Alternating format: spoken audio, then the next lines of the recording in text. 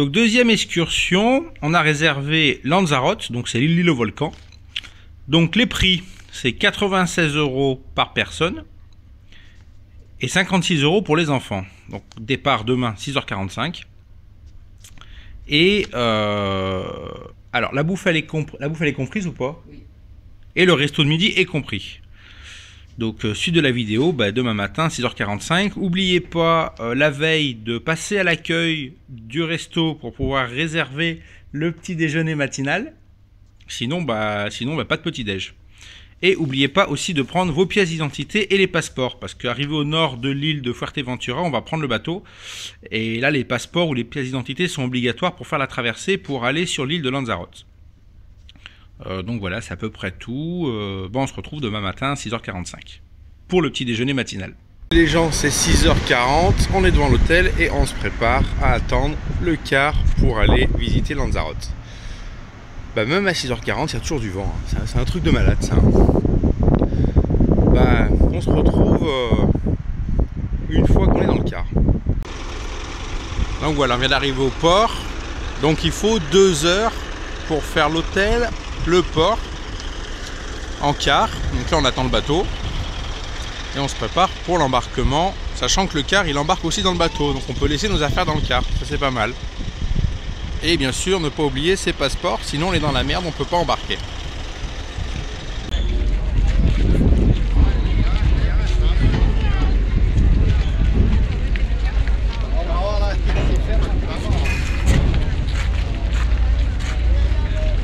Les gens, on est arrivé à Lanzarote, donc pour info, 6h45 départ de l'hôtel, arrivé à 10h sur l'île. Et on continue, on reprend le car.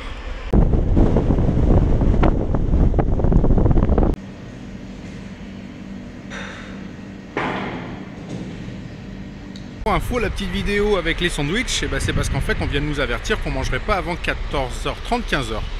Donc ça c'est l'arnaque, hein, donc prévoyez un truc à bouffer, parce que là pour info, la petite vidéo avec les 2 pauvres sandwichs et la bière et les 2 mars, on en a eu pour 8 €.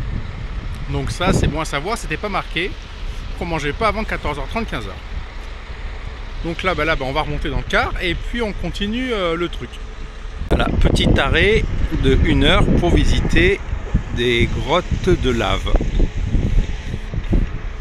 Donc on a à peu près 1 heure là.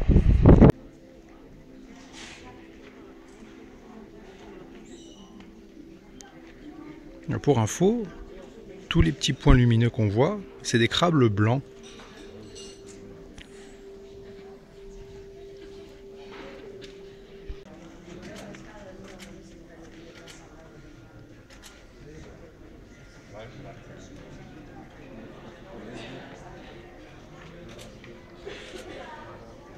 Donc voilà, je me rapproche un peu parce qu'il y a du vent et j'ai peur qu'on m'entende pas. On a fait le petit tour dans la grotte naturelle de lave, hein, c'était plutôt sympa.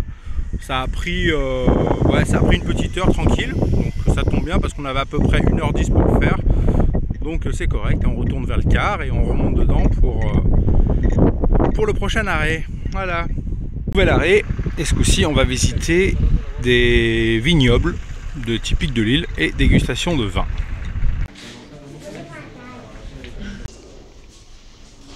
La dégustation, trop bon.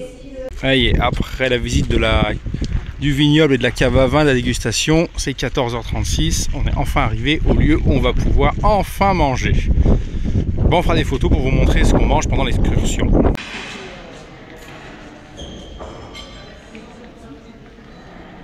C'est sympa comme déco. Hop, et nous on va manger là-bas, à côté du bar. On est arrivé, on est descendu du car, on est prêt pour faire l'excursion des volcans. Il y a toujours le 2530, hein, tout va bien. Et donc là, on va voir pour les volcans. Donc on vient de faire le petit tour en car. Et c'est parti. Là, les cailloux sont chauds bouillants, c'est incroyable.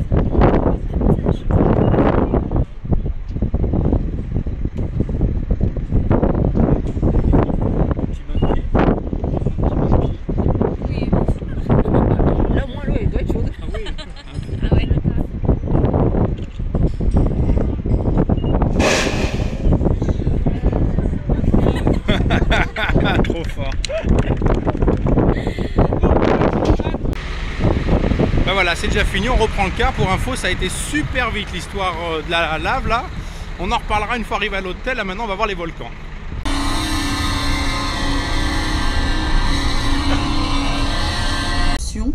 Dont la texture contraste avec celle des coulées magmatiques que nous avons.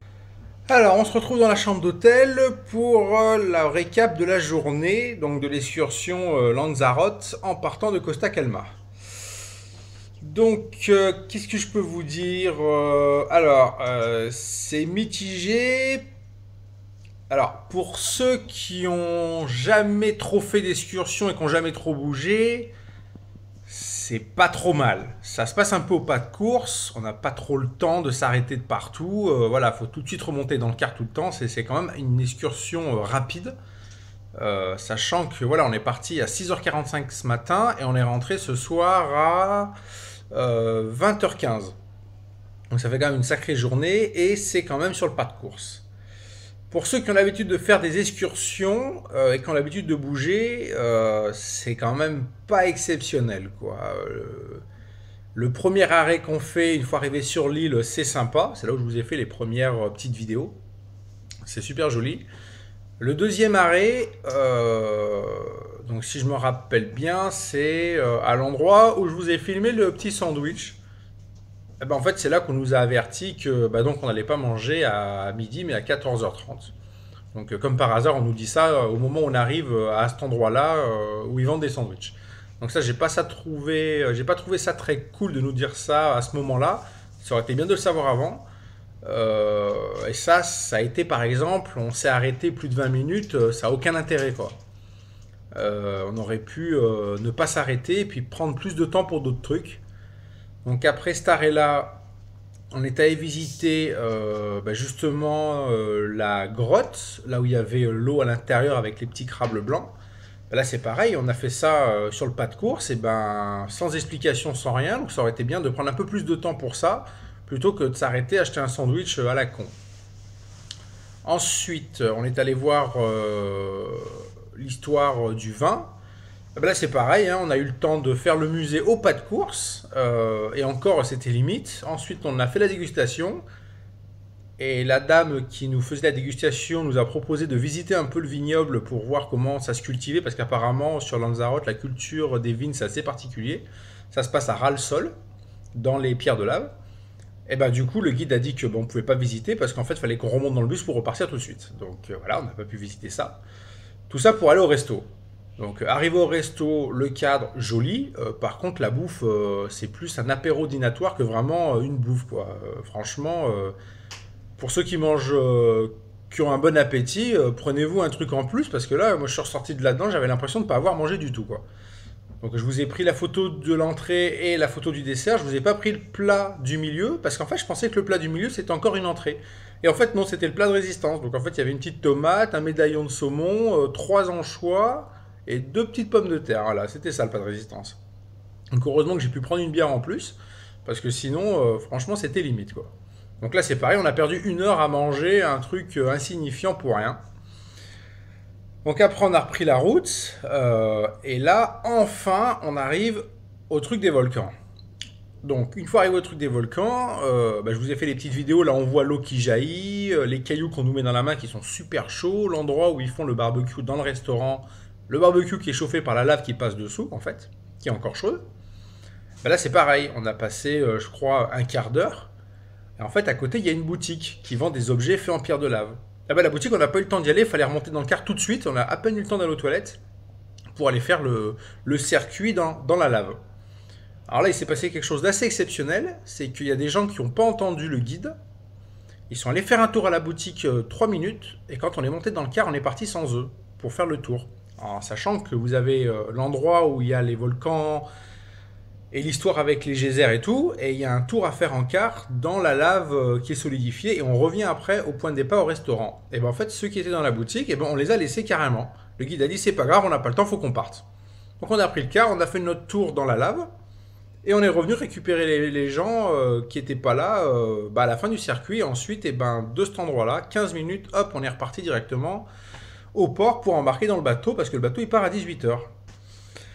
Donc la conclusion, c'est que la visite, le circuit de la lave solidifiée, c'est super sympa. Par contre, on s'arrête pas. Donc c'est que des photos à travers la vitre. Donc ça, c'est dommage. J'aurais bien aimé m'arrêter, marcher un peu dessus, enfin voir un peu plus dans le détail.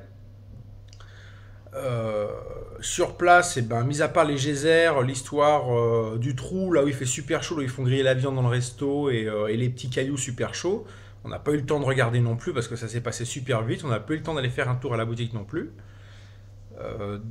Je pense, pour ceux qui sont habitués à faire des excursions puis un peu à bouger, c'est peut-être mieux de louer une bagnole, sachant que le premier bateau est à 6h30. De louer une voiture la veille, de partir tôt le matin, comme ça on arrive sur l'île à 7h30, 8h, et comme ça on a le temps de faire notre tour perso, d'éviter de s'arrêter à des endroits où ça sert à rien, et de pouvoir bouffer au resto justement qui est en haut sur le volcan, parce que là par contre c'est un resto avec une baie vitrée un peu comme un casque de moto, quoi. Ça fait un peu un arrondi qui fait tout le tour, on a une super vue, et donc je trouvais peut-être plus sympa de manger là-haut tranquille plutôt que de manger là où on a mangé nous, surtout pour ce qu'on a mangé, quoi.